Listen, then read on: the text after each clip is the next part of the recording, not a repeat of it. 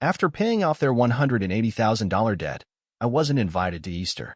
You make us feel poor. Mom texted. I sent my bank statement without a word, then blocked them all. 20 minutes later, my sister was screaming. My dad was calling. And that's when I went even further. You know what your problem is? My sister said, already halfway through her second glass of wine. You think money makes you family.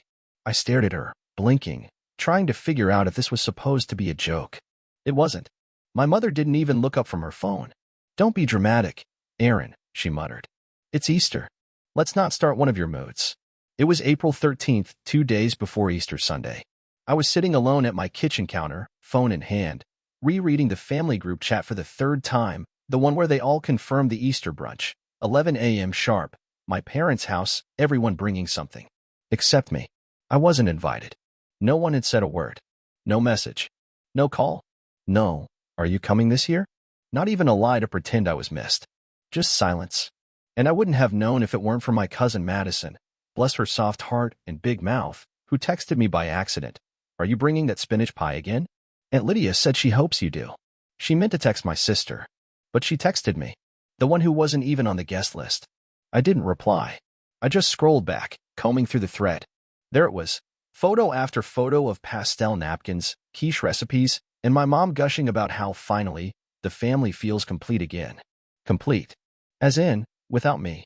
And that's when I felt it. Not the usual sting. Not even anger. Just this cold, clean clarity. The kind you get right before a free fall. You see, 6 months earlier, I paid off every last cent of their debt. $180,000. Medical bills. Mortgage arrears. Emily's grad school loan she never even finished paying back. My dad's IRS balance, which he still called a misunderstanding. All gone. My bank account, meanwhile, took a hit that would have knocked most people flat. But I'd planned for it. I'd saved for years. Skipped vacations. Skipped weekends. I didn't do it for a thank you.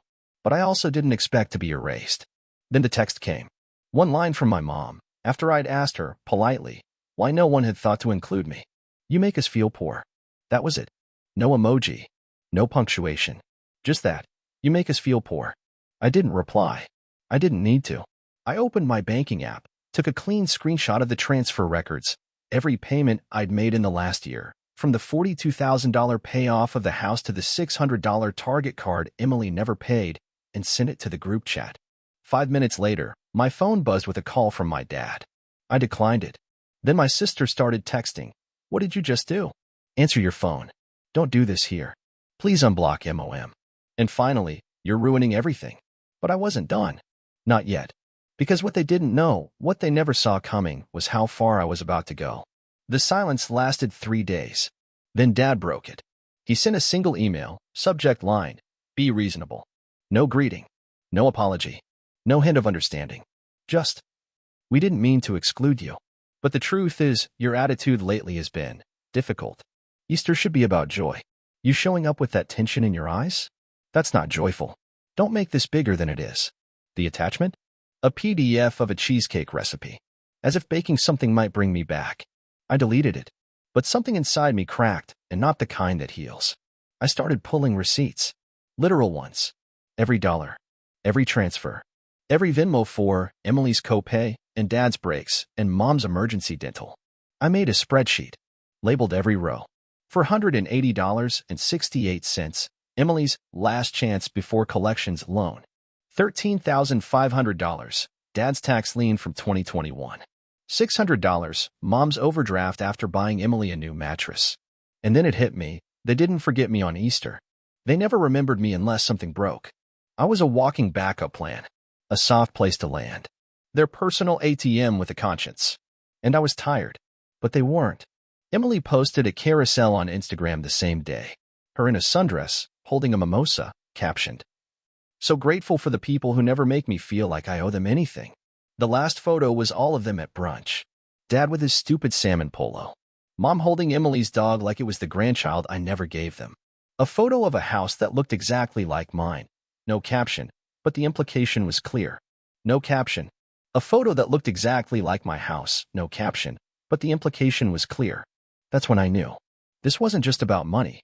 This was about control. I texted Emily. Simple. You posted my house? She read it. Didn't reply. 2 hours later, a package arrived at my door. No name, no return address. Inside, a framed picture of my family, Mom, Dad, Emily, at last year's Christmas. I wasn't in it. I didn't take the photo. I was in the hospital that week, post-flu, recovering in silence while they posted #blessedfamilypics with eggnog. The frame had a note taped to the back. This is what peace looks like. That night I checked my credit report. 3 hard inquiries I didn't authorize. One was for a car loan. The other 2? Private lenders. All from the same city my parents live in. I called the bank. Asked if any recent applications had used my personal information without permission on a financial application. The woman on the line went quiet. Yes, she said finally. Actually, there's one pending right now. I froze. She read the application. Robert Cartwright. My father. Applied 2 days ago. Listed me as co-signer. Used an old lease agreement I'd sent him years ago as proof of residence. That was the moment I stopped giving the benefit of the doubt. I called him. He didn't answer. Then I called Mom. She did. Why would he do that? I asked. She was quiet for a beat too long. Then, we thought you wouldn't mind. We thought you wouldn't mind. I laughed. Not because it was funny, but because she said it like borrowing my identity was asking for a glass of water. I told her to cancel the application immediately. Her response? Maybe if you weren't so distant, we wouldn't have to guess how you'd react. That's when I knew they were never going to stop. So I changed the rules. The next day, I created a new email. I didn't send anything from it yet. Just prepared. Then I backed up every financial document I had. Screenshots. Statements. Even voice recordings, like the one from last summer when Emily called crying at 2 a.m. because her car died in the middle of nowhere, and I wired her $850 within 5 minutes. I still have the clip. You're the only one I can count on. I swear I'll pay you back. She never did. I went deeper. Found the old hard drive from my laptop, the one Emily borrowed 3 years ago and returned wiped.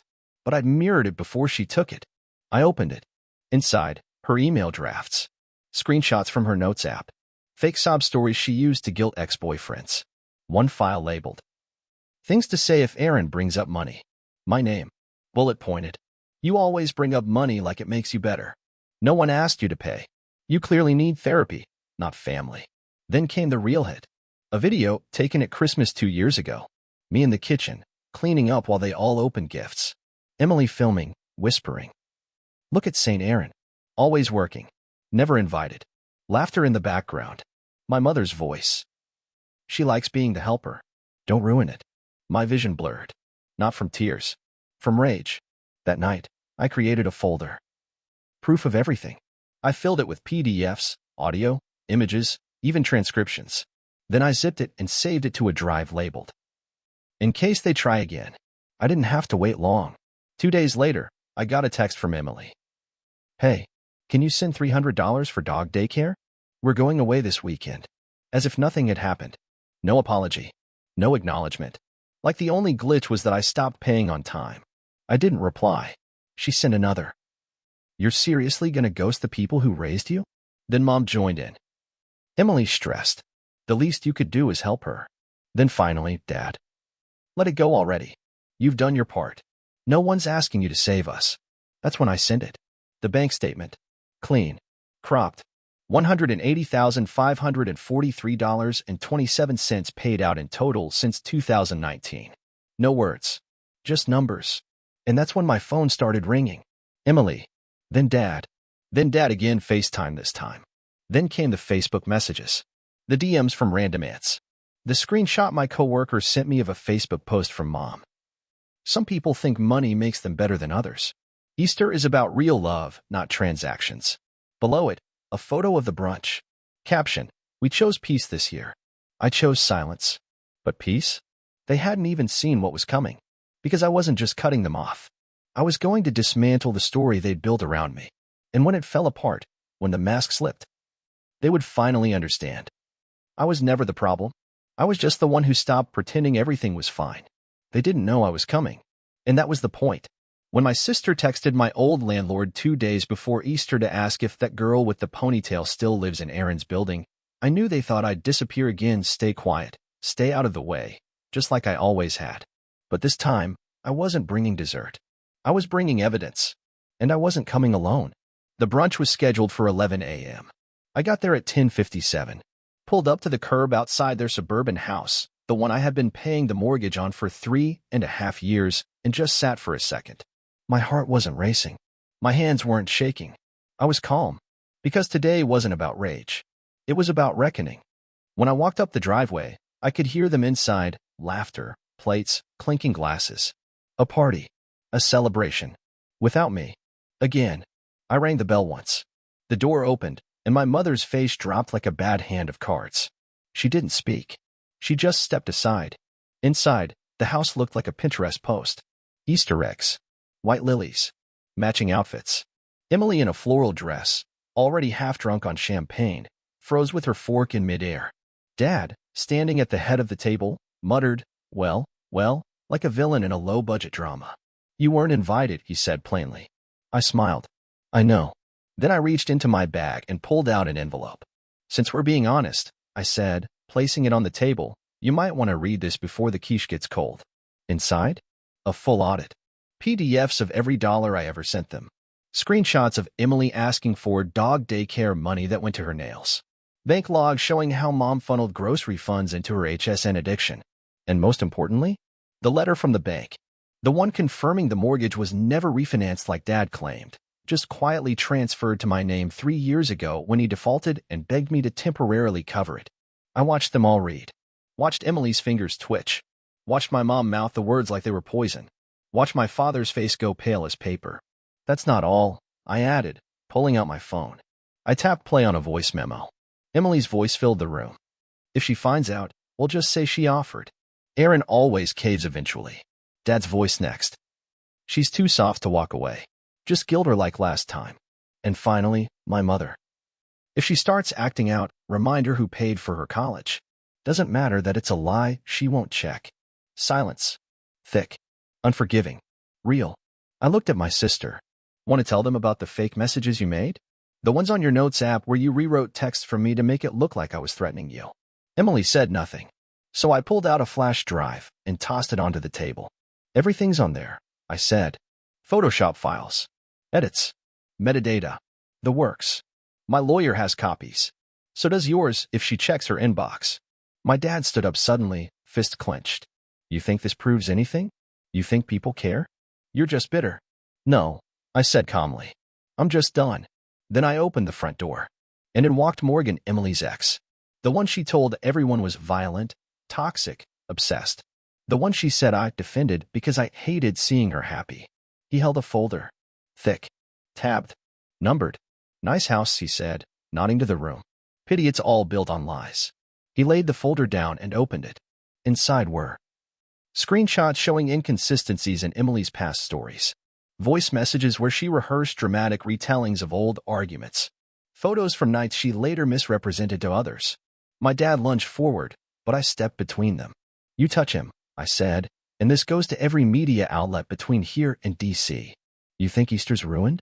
Wait until this gets escalated to the right people, and trust me, they won't ignore it. My mother sat down hard. Emily turned to Morgan, desperate. You don't understand it. I do, he cut her off. That's why I'm not letting this slide. He looked at me. You ready? More than ever. As I left the house, I heard Emily scream. Not a word. Not a sentence. Just a guttural sound of panic.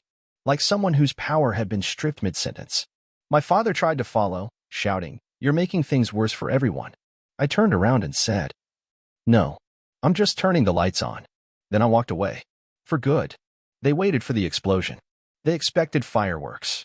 They thought I'd go online, spill everything, burn them down with a viral thread. Because that's what you do now, right? But I didn't. I didn't post. I didn't tweet. I didn't record a sob story in a dimly lit room with a shaky voice and hashtags like #family-betrayal. I just went quiet. And that's what destroyed them. The Monday after Easter, my dad texted, You won't get away with this. Then, 2 hours later, we need to talk. Then, a voicemail from my mother, whispering through tears. Please don't do anything drastic. Emily's overwhelmed. That's what they're saying. But I hadn't even started. Because I'd already done the one thing they truly feared. I closed every door. Froze the mortgage. Reported the unauthorized application that used my name. Cut off every auto payment. Unauthorized paperwork filed under my name in 2018, quietly, legally reversed with help from a very good lawyer. The house? No longer mine to save. The car Emily drives? Repossessed by the end of the week. Dad's small business grant application from the veteran program? It's now flagged for review. And the cherry on top? A single envelope, certified mail, that arrived at their door Friday morning. Inside? A formal affidavit disowning them. No threats. No theatrics. Just a clean legal break. And a single handwritten note. You had everything you needed, and still chose to take more. That weekend, I drove 3 hours north. No destination. Just a coastline. Just quiet. I stayed in a rental cabin with no Wi-Fi, no TV. Just me, a notebook, and a prepaid phone that only one person had the number to, my old boss, a man who taught me early that survival isn't about screaming louder. It's about knowing when to vanish. I spent 3 days there. Didn't tell anyone. Didn't check messages. Didn't check social media. Just existed. Without being useful. Without being responsible. Without performing guilt. It was heaven. When I came back, the inbox was full. A message from a distant cousin. They're saying you're in rehab. A DM from a girl I once dated. Your sister's going live tonight to clear her name. Just FYI. A voicemail from my father. Breathless, furious. You think you're clean? You think this doesn't touch you too? You've embarrassed this family. People talk. We had to tell them something. They were spiraling. Because the worst thing I didn't respond. No rebuttals. No clarifications. No defense. They threw punches in the dark. And I watched them swing at shadows. Emily posted a cryptic tweet. Funny how people disappear when they're guilty. Under it, a reply from one of her friends. Didn't your brother pay off your tuition, though? Then another reply. Wait, wasn't he paying your rent too? Then silence. Then deletion. Then her entire profile went private. 2 weeks later, a letter arrived at my new address. No return name, but I knew the handwriting. Inside. We never meant for things to go this far. If you just acted normal, none of this would have happened. Classic. No ownership. Just blame. At the bottom, in shaky cursive. Love, Mom. I burned it. Slow. Page by page. Then I did the one thing they never expected. I built a new life. Quietly. Bought a small fixer-upper an hour outside the city. Cash. No co-signers. No witnesses. Painted the walls sage green. Hung shelves. Adopted a dog from a shelter, a 3-legged mutt with a scarred ear and the gentlest soul I'd ever met. I named her Balance. Went back to work. A new company this time. Fewer clients, more freedom. Told them I didn't want management. Just projects. Just peace. No family forwarding address. No emergency contacts. No strings. And the best part? I didn't owe anyone a single explanation. They can say what they want. Invent whatever version of me they need to feel less guilty. Tell their little circles that I'm lost or angry. Let them scream into a void of their own making. Because here's the truth. You don't need to go viral to get justice. You don't need 1 million likes to be free. Sometimes, the most powerful thing you can do is walk away without a word and never come back. I used to think I was the problem. Not loud enough. Not forgiving enough. Not grateful enough. Every time they lied to me, I asked what I did wrong. Every time they left me out, I blamed myself for being hard to love. Every time they used me, I told myself I offered too much. But I see it now. I wasn't hard to love. I was just easy to use. It's been 5 months. No texts. No voicemails. No fake apologies wrapped in Christian guilt. I changed my number. Filed a mail forwarding stop. Blocked every known contact, including the family friends who used to ask if I was doing better. And the silence? It's delicious. My mornings start with coffee and a view. No debt. No emergency phone calls. No frantic, can you help? Messages 5 minutes before rent. Just quiet. My dog snores under the table while I type. My porch plants are still alive, something I never managed when I lived under chaos. I see people when I choose to. I give only when I want to. And not a single person knows where I live unless I want them to. Last week I got a letter. Handwritten. No return address. Inside was a photo of the 3 of them, Mom, Dad, Emily, standing in front of the old house. It was falling apart. Paint peeling, grass dead, shutters half hanging like broken promises. On the back, in scrawled ink. Family always finds its way back. I burned it in a ceramic bowl on the patio. Watched it curl into ash. Then I poured myself a glass of wine and made the one final change I'd been saving for this exact moment. I pulled out a box, matte black, locked tight, and opened it. Inside, a single metal sign. Engraved. Not for Instagram. Not for clout. Just for me. I took a screwdriver, walked outside, and screwed it into the wooden gate of my home. No emergencies allowed. Underneath, in smaller letters. This is not your escape plan anymore. Let them tell stories. Let them scream into their own echo chamber. Let them live in the silence they built, the one I finally chose to leave behind. I'm not the one who walked away from the family. They're the ones who turned it into a loan office and expected me to smile while drowning. Now I'm free. And they? They're exactly where they deserve to be. Together. Without me.